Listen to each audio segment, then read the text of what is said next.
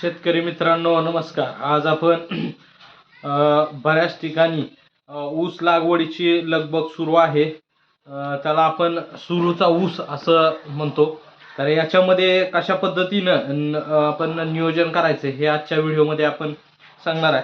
सुरू ऊस लागवडीसाठी 86 032 असेल, फुले 265 असेल, फुले 10,001 असेल, फुले ऊस 15,012 असेल, फुले ऊस 13,007 असेल आणि फुले ऊस 15,006 या अधिक उत्पादन देणाऱ्या जातींची निवड आपण करायची आहे. लागवडीसाठी ऊस बेने मळ्यातील 9 ते 11 महिने वयाचे अनुवांशिक दृष्ट्या शुद्ध आणि निरोगी बियाणं त्या ठिकाणी वापरायचं आहे. त्याच्यानंतर यामुळे उत्पादनात 15 ते 20% त्या ठिकाणी वाढ होणार आहे. महाराष्ट्रात एकूण ऊस लागवडीखालील क्षेत्रापैकी 15% क्षेत्रावर जानेवारी आणि फेब्रुवारी या कालावधीत सुरू ऊसाची लागवड होते. आपला प्रदेश उष्ण कटिबंधात असल्याने जे काही सेंद्रिय पदार्थ जमिनीत आहेत त्याचे विघटन होण्याचे वेग जास्त आहे. त्यामुळे सेंद्रिय पदार्थांचे संकलन आणि साठवण फार कमी प्रमाणात होते. त्याच्यानंतर त्याकरता हे प्रमाण कायम ठेवणे आणि वाढवण्यासाठी लवकर कुजणारे, मध्यम वेळ घेणारे, त्याचबरोबर उशिरा कुजणारे सेंद्रिय खत वापरल्यास कर्बाचे प्रमाण शाश्वत ठेवता येते. ऊस लागवड करण्यापूर्वी ताग आणि देंच्या ही हिरवळी पिकांची लागवड त्या ठिकाणी करायची आहे. हिरवळीचे खत नसल्यास शेवटच्या पाळी अगोदर एकरी 10 टन चांगले कुजलेले शेणखत जमिनीत मिसळायचे. माती परीक्षण करून अन्नद्रव्य व्यवस्थापनाची आपल्याला त्या ठिकाणी दिशा ठरवायची आहे. लोह, जस्त, मॅंगनीज, बोरॉन आणि सूक्ष्म अन्नद्रव्यांची कमतरता असणाऱ्या जमिनीसाठी एकरी 10 kilo ferrous sulphate, 8 kilo zinc sulphate, त्याचबरोबर 4 किलो मॅंगनीज सल्फेट आणि 2 किलो बोरॅक्स चांगल्या कुजलेल्या शेणखतामध्ये 10:1 याप्रमाणे 5 ते 6 दिवस मुरवून लागवडीच्या अगोदर सरीमधून द्यायचं आहे. त्या होमनी प्रादुर्भाव कमी होण्यासाठी लागवडीच्या वेळी निंबोळी पेंड एकरी आपल्याला 800 किलो सरीत मिसळायची आहे. त्याचबरोबर बेने प्रक्रिया करत असताना काणी रोग तसेच काडींवरील खवले, कीड व पिठ्या ढेकून नियंत्रणासाठी 100 लिटर पाण्यात आपल्याला 100 ग्रॅम कार्बेंडाझिम आणि 300 मिली क्लोरोपायरिफॉस मिसळून या द्रावणात बेने 10 मिनिटं बुडवायचं आहे. या प्रक्रियेनंतर 100 लिटर पाण्यात ॲसिडोबॅक्टर 10 किलो व स्फुरद विरघळणारे जीवाणू खत 1.25 किलो मिसळून तयार केलेल्या द्रावणात आपल्याला टिपरी म्हणजे द्रावणात टिपरी 30 मिनिटे बुडवून नंतर लागवड करायची आहे. आणि लागवडीपूर्वी 100 लिटर पाण्यात प्रत्येकी 1 लिटर द्रवरूप असलेले ॲसिडोबॅक्टर जीवाणू, स्फुरद विरघळणारे जीवाणू आणि पालाश विरघळणारे जीवाणू मिसळून तयार केलेल्या आपल्याला द्रावणात ऊस बेणं हे 30 मिनिटं त्या ठिकाणी बुडवून लागवड करायची आहे. जीवाणू खतांच्या प्रक्रियेमुळे 50% नत्र, 25% स्फुरद आणि 25% पालाश खतांची बचत होणार आहे. त्याचबरोबर आपल्याला याच्यामध्ये पाणी व्यवस्थापन करत असताना सुरू ऊसासाठी प्रवाही पद्धतीने हेक्टरी 250 लाख लिटर पाणी लागतं. पावसाचा कालावधी वगळल्यास 15 ते 16 पाण्यामध्ये पीक येत आहे. ठिबक सिंचनामुळे 50 ते 55% पाणी बचत होत आहे आणि उत्पादनात 20 ते 40% वाढ आणि खतामध्ये 20 ते 25% आपल्या बचत होते. तणातील खर्चात बचत 25 ते 30% बचत आणि विजेतील बचत 30 ते 40% बचत होते. हा सगळा फायदा आपल्याकडे ड्रिप इरिगेशन सिस्टीम असेल तर याचा फायदा आपल्याला नक्की त्या पद्धतीनं चांगला होणार आहे. बोला की उद्या त्याच्यामध्ये ऊस आपण कशा पद्धतीने ड्रिपचा फायदा होतोय बघा.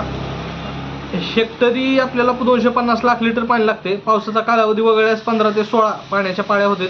याच्यामध्ये पीक येत आहे. पण ठिबक सिंचनामुळे 50 ते 55% पाण्याची बचत, उत्पादनात 20 ते 40% वाढ आणि खतामध्ये सुद्धा 25 ते 30% वाढ होती. त्याचबरोबर उत्पादनात म्हणलं तर 20 ते 40% त्या ठिकाणी वाढ होते. खतामध्ये 25-30 होते. तणातील खर्चात पण 25 ते 30% बचत होते आणि विजेतील बचत सुद्धा 30 ते 40% बचत होते. सेंद्रिय कर्बाचे प्रमाण राखण्यात आणि जमिनी क्षारयुक्त होण्यापासून वाचवण्यासाठी ठिबक सिंचन फायदेशीर ठरते. ठिबक सिंचनातून खते दिल्यास खतांची कार्यक्षमता 90% वाढते. त्याचबरोबर प्रचलित पद्धतीत 35 ते 40% खते उपयोगी पडतात. विद्राव्य खते प्रमाणबद्ध व शिफारशीप्रमाणे वापरायचे.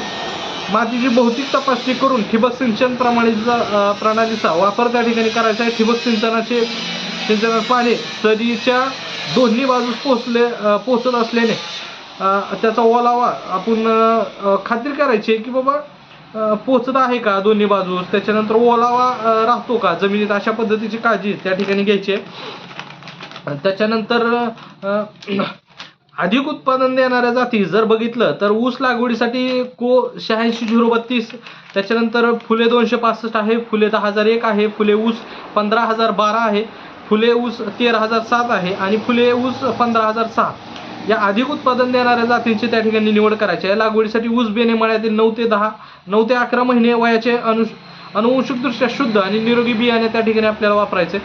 बेणे लांब कांड्याचे आणि फुगीर डोळ्यांचे आणि रसरशीत असलं पाहिजे. अनुवंशिकदृष्ट्या शुद्ध बियाणे वापरल्यास उत्पादनात 15 ते 20% त्या ठिकाणी वाढ होणार आहे. आणि दर 3 वर्षांनी बेणे बदलायचे. ऊस बेणे बदलायचे प्रमाण 30% पेक्षा अधिक असावे. रोपांपासून लागवड करण्यासाठी फुले सुपरकेन नर्सरी तंत्रज्ञानाचा अवलंब त्या ठिकाणी करायचा आहे. ऊस लागवडीसाठी अंतर आणि एकरी लागणारे ऊस रोपे किंवा टिपरी तर आपण पाहायचंय 2 सरींतील अंतर आपण जर बघितलं 120 सेंटीमीटर म्हणजे 4 फूट जर ठेवलं तर एकरी लागणारी ऊसाची रोपांमध्ये जर 2 फुटाचं अंतर असेल तर 5,555 त्या ठिकाणी रोपं 4 फूट 2 सरींतील अंतर असेल तर त्या ठिकाणी रोपांमध्ये जर आपण 2 फूट अंतर ठेवलं तर त्या ठिकाणी 5,555 आपल्याला ऊसाची रोपं लागणार आहेत. आणि रोपांमध्ये जर 1.5 फूट अंतर असेल तर 4 फूट 2 सरींतील अंतर असेल तर त्या ठिकाणी 7,407 अशा पद्धतीनं रोपं लागणार आहेत. एकरी लागणारी ऊसाची टिपरी जर बघितलं 1 फुटावर 1 डोळा जर आपण ठेवून त्या ठिकाणी लागवड केली तर 11,111 त्या ठिकाणी टिपरी लागणार आहेत. आणि अर्धा फुटावर 2 डोळा टिपरी जर ठेवली तर 11,111 त्या ठिकाणी टिपरी लागणार आहेत. म्हणजे 4 फुटाचं या पद्धतीनं मी नियोजन सांगितलं तुम्हाला. त्यानंतर सुरू ऊसासाठी रासायनिक खतांची मात्रा किलो प्रति हेक्टर या पद्धतीने मी सांगतोय. खत मात्रा देण्याची वेळ जर बघितलं तर लागणीच्या वेळी आपल्याला नत्र, स्फुरद, पालाश हे 25 किलो नत्र, 60 किलो स्फुरद आणि 60 किलो पालाश त्या ठिकाणी लागणीच्या वेळी द्यायचे. त्याच्यानंतर लागणीनंतर 6 ते 8 आठवड्यांनी जर बघितलं तर 100 किलो नत्र त्या ठिकाणी द्यायचे. लागणीनंतर 12 ते 16 आठवड्यांनी 25 किलो नत्र द्यायचे. मोठ्या बांधणीच्या वेळी तुम्हाला 100 किलो नत्र, 55 किलो स्फुरद आणि 55 किलो पालाश त्या ठिकाणी हेक्टरी द्यायचे. आणि सरळ खतं म्हणलं तर मग बरेच त्या ठिकाणी खतं आहेत, मिश्र खतं आहेत. तुम्ही ज्याच्यामध्ये सिंगल सुपर फॉस्फेट, युरिया, त्याचबरोबर म्युरेट ऑफ पोटॅश किंवा 10-20 अशा सुद्धा खतांचा त्या ठिकाणी वापर करू शकता. त्याचबरोबर ऊस म्हणजे ऊस जर लागवड केली आणि त्याच्यामध्ये जर आंतरपीक घ्यायचं म्हणलं तर आपण लागवडीनंतर उगवण पूर्ण होण्यास 3 ते 6 आठवड्यांचा कालावधी लागतो. त्याच्यानंतर फुटवे फुटण्यास सुरुवात होते. फुटव्यांची पूर्ण वाढ होण्यास आणि संपूर्ण रिकामी क्षेत्र झाकण्यासाठी 3 ते 4 महिने लागतात. त्याच्यामध्ये फुटव्यांची पूर्ण वाढ होईपर्यंत 2 सरीतील जागा रिकामी राहते. ऊस पिकात आंतरपीक घेताना ते अधिक पैसा देणारे, कमी कालावधी येणारे, बाजारपेठ जवळ असणारे, जमिनीची कार्यक्षमता वाढवणारे, ऊसावरील उत्पादन खर्च कमी करण्यास मदत करणारे असलं पाहिजे. या गोष्टींचा त्या ठिकाणी विचार करायचा. सर्वसाधारणपणे ऊसाच्या मोठ्या बांधणीपूर्वी आंतरपिकाची काढणी होईल असे हे पीक घ्यायचंय. वेलविर्गीय पिकांचे वेल ऊसात जाऊ नये म्हणून वरच्यावर रिकाम्या जागेत त्या ठिकाणी सावरायचे. आणि उत्पादन दुप्पट करण्याचे तंत्रात आंतरपीक उपयोगी ठरणार आहे. त्याच्यामध्ये आंतरपीक पद्धती जर बघितलं, आंतरपीक भाजीपाला पिकं आपण घेऊ शकतो. त्याच्यामध्ये कांदा आहे, भेंडी आहे, चवळी आहे, गवार आहे, राजमा आहे, घेवडा आहे, पालक आहे, मेथी आहे आणि कोथिंबीर आहे. तर 4.5 ते 5 फूट सरीमध्ये आपण 1:2 किंवा 1:3 या पिकांची लागवड देखील करू शकता. वेलवर्गीय पिकांमध्ये जर बघितलं तर टरबूज, कलिंगड, काकडी, दोडका, कारली, दुधी भोपळा या सुद्धा पिकांचा तुम्ही 1:1 या पद्धतीनं आंतरपीक म्हणून लागवड करू शकता. तेलबिया पिकं जर बघितलं तर भुईमुग आणि सूर्यफूल 1:2 किंवा 1:1 या पद्धतीनं त्या ठिकाणी तुम्ही लागवड करू शकता. तेलबिया पिकांचे भुईमुग आणि सूर्यफुलाचं. कंदवर्गीय पिके जर बघितलं तर गाजर, मुळा आणि लाल बीट हे सुद्धा तुम्ही ऊस पिकाचं आंतरपीक म्हणून 1:1 किंवा 1:2 अशा पद्धतीनं लागवड करू शकता. आणि हिरवळीच्या खतांसाठी पिकं जर बघितलं तर ताग, दह्यांच्या आणि चवळी 1:2 या पद्धतीनं तुम्ही त्या ठिकाणी आंतरपीक म्हणून लागवड करायचे. आणि सुरू ऊस या संदर्भात तुम्हाला काही शंका असेल तर कमेंट बॉक्समध्ये आम्हाला जरूर कळवा.